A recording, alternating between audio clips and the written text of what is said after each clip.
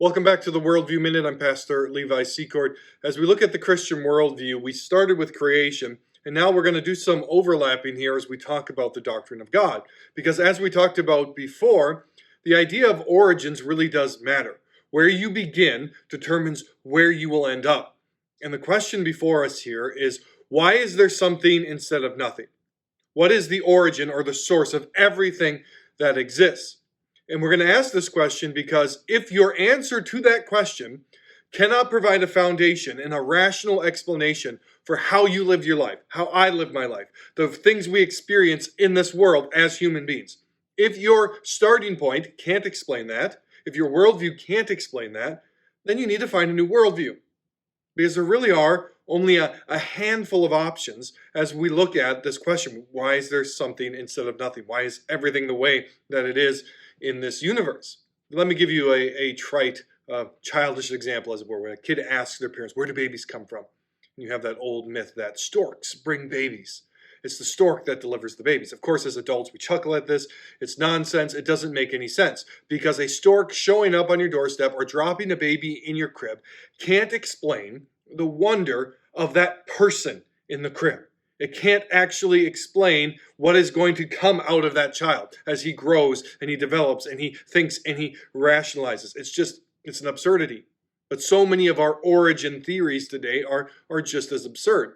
And today I'm going to base a lot of what I'm saying on Francis Schaeffer's work. He is there and he is not silent. And in that work, Schaeffer explains that when we talk about the origins of the universe, there are really only three basic options. Right? Within those options, there are more options, but there are three basic options for where did everything come from. And the first is this, that absolutely everything came from absolutely nothing. And I want you to think for a moment about what nothing is. What is nothing? Well, Schaeffer reminds us that nothing is nothing. The definition of nothing is the absence of existence. So that means there is nothing there. There is no existing thing there. And so just right away, we can say that this is not a possibility. Nobody truly holds to this, that there was absolutely nothing. And then boom, from utter nothingness, from an utter void of existence, came existence and everything from that. It's an impossibility. It doesn't really work. So we move on to our second possibility, the second answer put forward, our category of answers, and that is that everything came from an impersonal beginning. And that is really where we find a lot of people today, whether it be the impersonal, deistic kind of universe of Buddhism, that there's this impersonal origin to the universe that you see in things like Star Wars, the idea of that the Force somehow has brought about everything that is, but there is no consciousness to the Force. There is no person behind it. The Force is just a matter or an energy that runs through all of creation. This ties in really well with what we think about today in modern science and evolutionary or even unbelieving Big Bang theory. It's that there was something impersonal at the beginning of everything, and then boom, out of that impersonal matter, material, energy, electromagnetism, whatever it may be, that out of that impersonal beginning, everything has come into existence.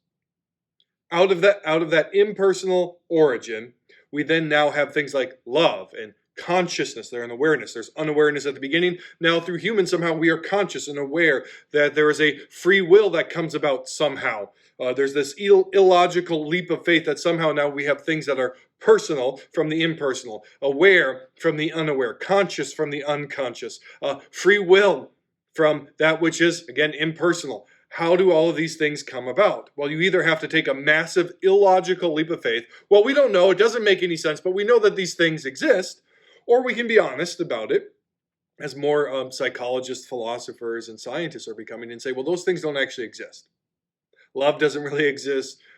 Personhood doesn't really exist. Everything is impersonal because our origins are impersonal. Free will is just an illusion.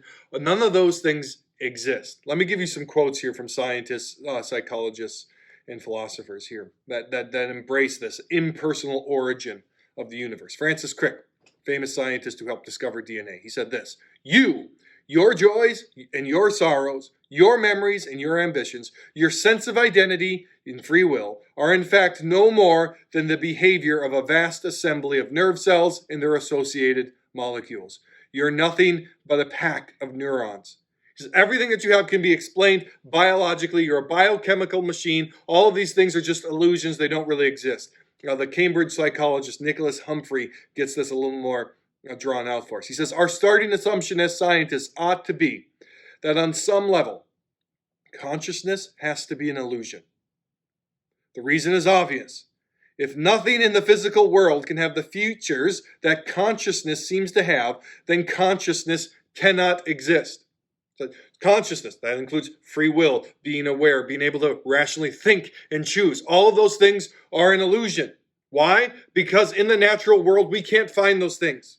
The origin is impersonal, so everything that flows from the origin has to be impersonal as well. We know these things can't exist. John Searle, American philosopher, building off of this conviction, he says, we can't, though, he says, give up our conviction of our own freedom, even though there is no ground for that. And he continues, we couldn't live with it. So Searle, who embraces this, he says, I know that consciousness doesn't exist. I know these things like love and free will, they're illusions. They don't really exist, but we can't live that way. I can't live that way. So we have to tell these lies to ourselves so that we can actually function.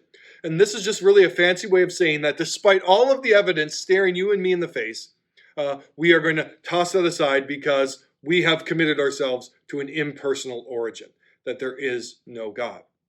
If your worldview can't explain how you live your life, then you need to find a new worldview.